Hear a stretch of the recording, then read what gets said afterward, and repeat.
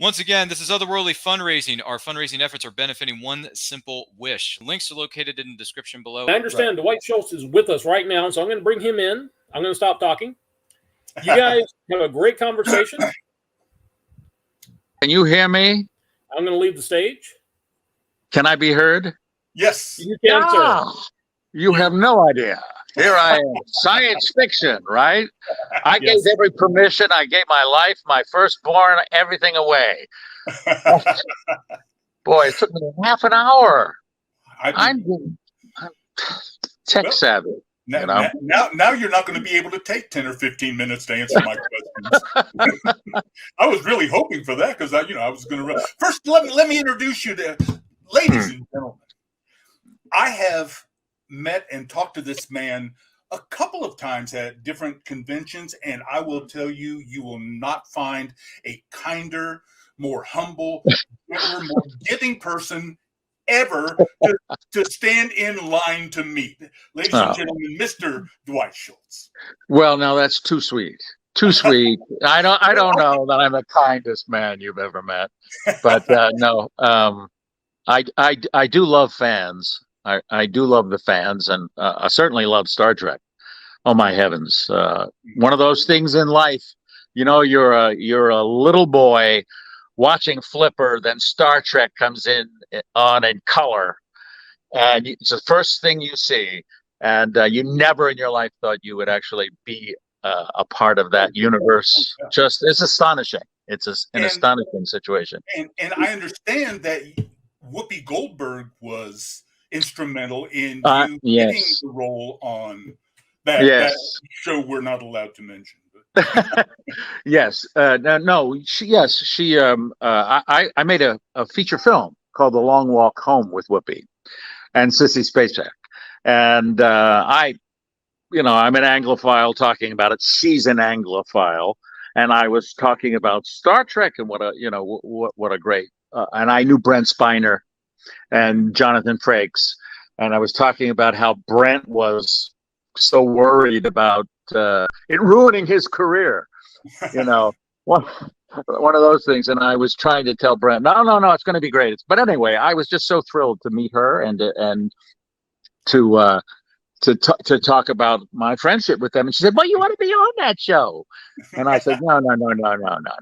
But that's the way it does work in Hollywood. It's you don't want to believe it sometimes, but it's a good word put in for you and when I got the script, as I said, I thought, and I told her, I said, I've always wanted to be in the makeup chair with Michael Westmore makeup with pulsating veins and that sort of thing. And instead, I opened up the script, and there was a nerd. And let me ask you concerning the lieutenant. Yeah. When you were approached with that episode, did you anticipate that being just a one and done, or did they come to you with the idea of we're going to expand this character? We've got an arc in mind. No, it was one and done. It was one and done. And it started off bad because I was Cliff Bowl said, I think he's a little, I'm not sure this is going to work. They thought he was a little light in the loafers, and I said, no. And of course we shot the tag first, which is everything is shot out of sequence. And I said, no, you have to understand, it's what's in his imagination that makes it, that's different from who he really is. And I said, he's a fan. Yeah. He's a guy who's very good, but doesn't have a lot of confidence. So he's not a typical member, Cliff, of the deck of the Star Trek Enterprise. It's just not. He's different. And then Gene Roddenberry, I did get to meet him, which was that was really quite something. But it all worked out. It all worked out well. And finally, when I did the other scenes from Hollow Pursuits and all of that, it all worked out. Oh, yeah. People saw what was going on, and it was brilliantly written. And I said they put a fan on the deck of the Enterprise. That's it. That's what they did. They put a fan on the deck of the Enterprise, an interloper, somebody who was listening to all the secret conversations that were going on. And much like the captain in the previous show we cannot mention, you seem to be attractive to expanding roles. Your character development as the captain and as the lieutenant, especially through the different incarnations, the character development. Talking about you were able on your first series. Yeah, I'm sure the character description was pretty much loose cannon, crazy guy. But you were able to be, just so broadly funny, and then be heartbreakingly tender. You did characters, you did costumes, you did accents, you sang. That there's not a lot of roles in television that let you just blow up like that. Just explore everything about yourself. Again, very, very, very, very fortunate. And that wasn't the way when I auditioned for it. That wasn't what they had in mind. Literally, that was not what they had in mind. But I saw it that way, and I think it was on the page in the pilot. But for some reason, the powers that be had a different vision of the character, and in fact, I was fired from that. From the first episode, from the pilot, I was fired. I was not going to come back, and when we left Mexico to come back to the United States, I was pretty depressed puppy. There was no tail wagging when I got home. But the testing of they were testing it as they were filming it, and the testing went very well. Now, Stephen Cannell and Frank Lupo, the producers, they loved what I was doing. It was the network that didn't like what I was doing. So there was a real tug of war, and I was fired, however, until the testing. And when I met Cannell afterwards, he said, "We knew you weren't going to be fired. We knew it." Because we saw what was really going to go on, and they just had to see how the audience reacted to you. And so that was and I just had I could do almost anything. Oh, yeah. When you're crazy, you're crazy. It's what's in your head. And if you're not crazy, it's all an act. Right. So it's showbiz, But for a second and remind everybody, the reason we're here is to help raise funds for One Simple Wish, which helps foster kids, helps kids that are in the foster aspect community to help, because a lot of them just they're leading pitiful lives, and so so the information is going to continue to scroll across the bottom of the screen. Anything you can give, we're trying to get to 1,000 today. 1,500 would be great, and we are at like 880 right now. So anything that any of you want to contribute, that would be great. And also, those of you I'm seeing right now, Kristen Marie's question across the bottom of the screen. You can ask Mr. Schultz anything you want, as long as you realize we are abiding by the rules that the SAG-AFTRA writers strike is asking for us. So you don't, if you're going to phrase your question, try to leave the name of the show, the name of the character out of it. Be sneaky. Yeah. We're doing the whole Voldemort thing of the show that must not be named. We're going with that for an awful lot. Speaking of character development, there was another show that cannot be named. I think there was a spaceship involved, and they were like stuck, 75 years away, something like that. There was a doctor on that ship that you got a chance to work with. That was about the only other person whose character development just blew up off of the simple description in the opening pilot, I'm sure. Right. He programmed. I mean, you have to remember that his personality was programmed. That individual by Barclay. Yep. Strangely enough. It's very interesting, and I had not met him before. We got along famously. That was quite something. We had a lot of friends in common, and we talked a lot about New York City. It was that, and of course, it wasn't supposed to happen. None of that was supposed to happen. Right. No one from one thing was supposed to ever be in the other thing. Right. And especially here we were, quadrants away. I mean, it was that's right. impossible to happen. Yeah. But Barclay found a way. I mean, yes, almost anything can happen in show business. I've discovered that. You never know what's going to happen. I don't want to ignore any of the questions that are coming across because. Let me. Yes. Can you tell any good Dirk Benedict stories, especially con stories? I know that the two of you have done an awful lot of conventions, several conventions together, and that you're a joy to watch together. So, what can you tell us about that? Dirk was, he's sort of like, if you know anything about, Martin Landau, for instance, Martin Landau. I got to work with Martin Landau in a. I think it was New Line Cinema's first movie. Wow. And you've seen Martin Landau in all of these, Mission Impossible, and you saw him in North by Northwest. You've seen, and he's always a very serious guy. And he was just a ball of energy and a lot of tics and very funny to work with and just a wonderful guy. I mean, you just had no idea what his personality was like. And that's the great thing about show business. You see somebody's playing something, and then you meet them and they're totally different. Dirk was the same way. I saw Dirk on, Battlestar Galactica, right?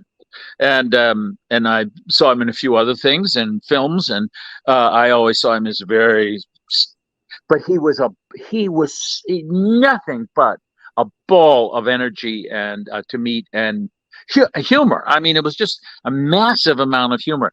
He couldn't pass an antenna on an automobile and not flick it and move his head with it as it was backing. That is true. That actually happened. We were standing and he went, and this is the kind of person I love. That's why I loved him. I did. And he smoked a lot of cigars. I'm a non-smoker. So it was tough sometimes being in it, although I have no problem with people who smoke. Right. But it was tough. I understood why people, I can't go in that. And I said, well, that's all right. You have to.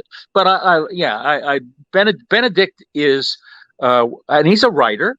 He has a writer mind. He's a musician, which is something I admire. And you've got to have a little mathematical capability to be a musician. I'm a mathematical idiot. I'm a total jerk and an idiot, and I thought I was never going to amount to anything in life, but I forgot God gave me a brain.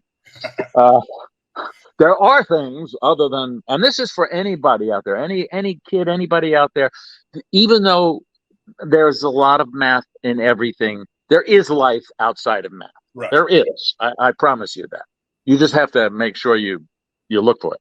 Right. But and you can check your bank account. But I said, but Dirk was just always surprising, always surprising you, and he was great to work with because he was one of those actors that was always there for you off camera. Not everybody was there for you off camera. He was always there off camera, and he really is. A Montana guy. I mean, he can do. This is one of the reasons I knew. We used to joke about this, but it really wasn't a joke. I knew I was never going to be a star because I couldn't ride a horse, and this is true. Listen, it's not. No, it's true. I see people get on a horse, and man, they're off and running, and the first time, and they're doing circles, and I get on a horse and say, "Giddy up," and nothing happens. I knew. I'll know my place. And I said that to Dirk. I said, "You're a star. I'm a character actor. All right. I know my place." And he loved that. He loved that, and he never let me forget it. Something we were talking about while you were trying to get online. Get on. Yeah. Was the four main characters in your first series. Right. Everything they went through, everything they endured, made them brothers. Right. Pretty much. But your character and Mr. T's character acted like brothers. You had that Spock McCoy, Doc Chester, Bickerson's thing going on. But an earlier question was, a lot of people are wondering if your character really was crazy. There was a scene where Mr. T's character got hurt and you got dramatic. Yeah. And it was like your character dropped the facade. Mm-hmm. Yeah. This is no time for acting. I can save that. This is important. This is real. And that's when I was talking about the character development, the range that you were allowed and encouraged to show. Yeah. Was in a lot of series that go for a couple of years, the writers get used to the actors' personalities and start pulling their personalities into the character. Mm-hmm. Was that part of what was going on with you as your character expanded? Well, first of all, we never had the same writers, except for that was one of the problems. All the writers became producers. The show was so successful in the first year. The writers all became producers, and Stephen and Frank were all busy creating other shows.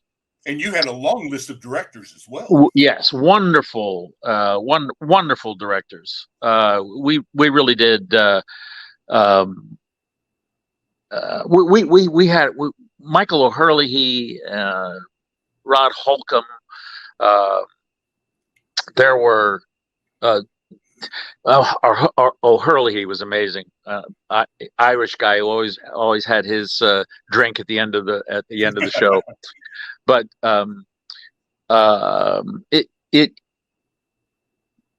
to answer the question about whether or not he was crazy or not, it's like, he was never a real member of the A-Team. He was outside of the A-Team, even though he was a part of the A-Team. So and that's because he was pretending to be crazy. So he was. It was a pretense, but his character fit the pretense. Right. Chuck Tamboro, who was the helicopter pilot on the show, really crazy. I mean, that guy, he did all the stunt pilots. I mean, these guys are crazy. They really are to get up there and do these whirlybirds, which just drop out of the sky if something goes wrong. He was a Vietnam pilot, and he was nuts from the standpoint of what he did was dangerous, but he was highly competent and brilliant. And I always thought of Murdoch like that. And he was, excuse me, I shouldn't mention the name. But it's too late now. Yes, he was brilliant. He was a brilliant character. And but the it's a very funny thing. If you mime a chicken, right, and it's very successful in the show, then the next episode they have you miming a dog, miming a horse, miming another actor, miming, that's the way it works. So you give and they take, and sometimes they give you back the wrong thing. Sometimes they give you back the right, the best thing. But it's a give and take learning situation. That's why you need to have a stable of writers who follow the show year after year. Now, that other show, it it wasn't considered a successful series because it only went 4 years. It only went 4 years, so it wasn't considered in the world of entertainment a success. In fact, the New York Times said this won't last.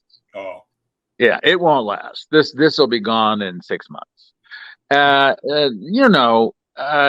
things happen, and in the world of entertainment, and Stephen J. Cannell, he really had a different view of the way to be successful. He had many series as opposed to one. That right. His shows lasted a year, 2 years, 3 years, and then they disappeared. And all of the actors were fortunate enough to work with him because he was brilliant. Right. It was that sort of thing. You hoped that the show was going to go 5, but it never did. But I'm very grateful for it's the only time in my life I actually knew what I was doing next week. That is really true. Right. That was it. And back then, people were selling the syndication packages where a series had to have, I think, 100 episodes. That's what we had. That's what we had, exactly. We had exactly one. That's all they wanted. I was told that. I won't tell you how I was told that. But someone told me that, and he said it with a big smile, and I said, I don't think that's funny. That's all you want? I want to go on. I want to go past 5. 5 was the big one.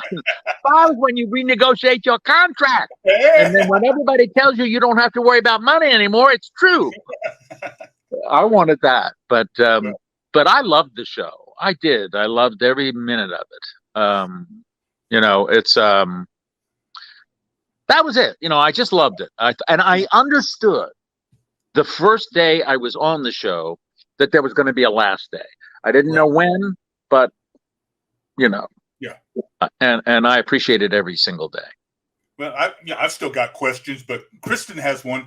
I remember seeing you on a motorcycle cop show, which cannot be named. I remember that. Working with Eric and Larry. Well, I didn't actually work with them except being arrested. That was one. All been there. Listen.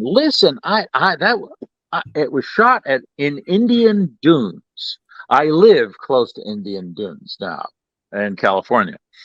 Out in the Valencia area of California, but it was that was really in California. That was the first thing I did on television, and I made a lot of mistakes. That was one of these things where you audition. I don't audition very well. I auditioned very well for Chips. Oh, excuse me. Not supposed to say that. I'm an old man. I'm 75. I'm an old man. I'm 71. I'm right there with you. But at any rate, I really didn't understand the camera very well and didn't know where it was. So when I would be rehearsing, I would have my backside facing the camera, bent over, and the director would have to stop and say, do you see what the camera sees right now? You need to be aware that's the key ingredient right there, that lens. You have to, so it was a learning experience for me. But those guys were great. I mean, they were the little scene I had with them, they were great. But it was but the scene I auditioned with was completely thrown out. Oh, yeah. When I got there, it bore no resemblance to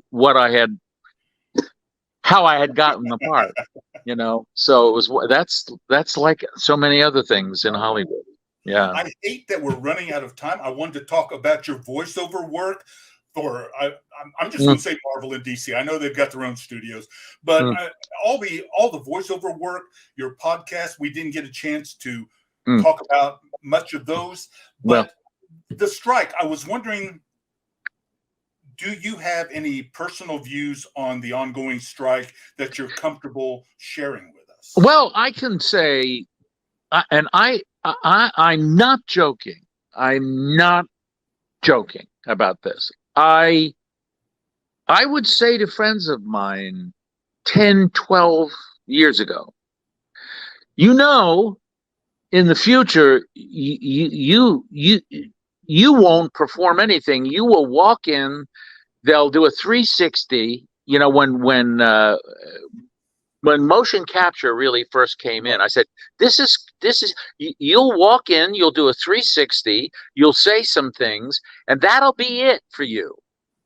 That's how, you know, of course, that's, I mean, something like that. Right. But And with the AI and computer yes, generation. I understand this. Listen, the world, it is moving in a very bad direction. Everything is. Everything. Mm-hmm. And from the whole term of PSYOP to a very few people controlling everything, to the transhumanists saying we're, you know, the joke about, I mean, we've had movies about it where you're not going to live very long. You're going to be uploaded into a computer and live forever.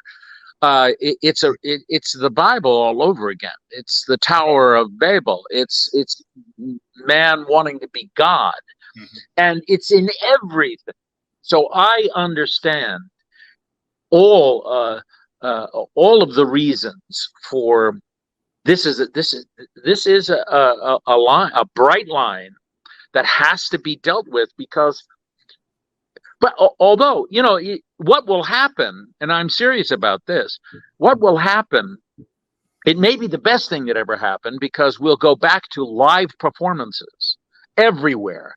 The whole entertainment industry is crashing, and it'll crash more, and we'll go back to live performances the way musicians have gone back to concerts, and money will be made elsewhere. Maybe not as much, but everything will crash.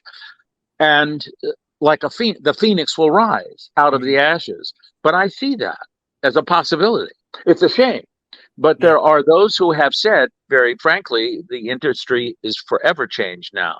There are. I wish that everybody saw the dangers in this attempt to digitize everything.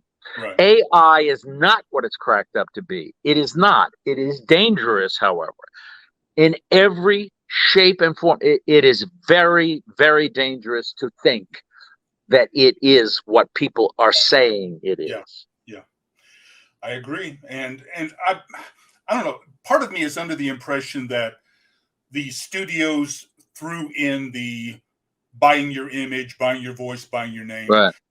You know, the whole AI thing. I get the feeling that maybe they were pushing that so that they have something that they can concede when negotiations start breaking down. You know, that they're going, okay, we're never going to get this, but let's go ahead and demand it so that we can let it go when the time comes. No, I agree. That's it. Even though Bruce Willis has already signed, I mean, when he retired, he's putting away his. You can do that. We all know what happened in Blade Runner. You know, that when they can do it. They can take you and have you walk out and do it. They can do it. But just like all spandex, it rips at some point and it falls apart and you get tired of it. They're human beings are really unique. Yeah. And when everybody realizes that human beings are unique and that humanity is and that there's something else at play in consciousness, rather than the physical, much will be worked out. But the entertainment business is now in the whole world is not what it should be. Right. We all know it. We all know there's something wrong. Yeah. They're trying to destroy. They're trying to destroy everything and then recreate it through. And I don't want to get into the whole politics of it. Yeah. You know, I mean, but the entertainment business that we know that was Hollywood, that was New York City, it was in a world that was working. Now we're in a world that's not working, and everything else is a part of that. I feel sorry for I'm getting the messages going, yes, you're 3 minutes over. You got to get out of here. We got somebody else coming in. I would love to talk to you even longer, but Dwight Schultz, everybody, thank you so much for joining us and sharing with us. We appreciate it. Please make notes about the number and the website to go on to make a donation to One Simple Wish. Thank you again, Dwight. Please. For everything. Thank you, and God bless you. Really. Once again, this is Otherworldly Fundraising. Our fundraising efforts are benefiting One Simple Wish. Links are located in the description below.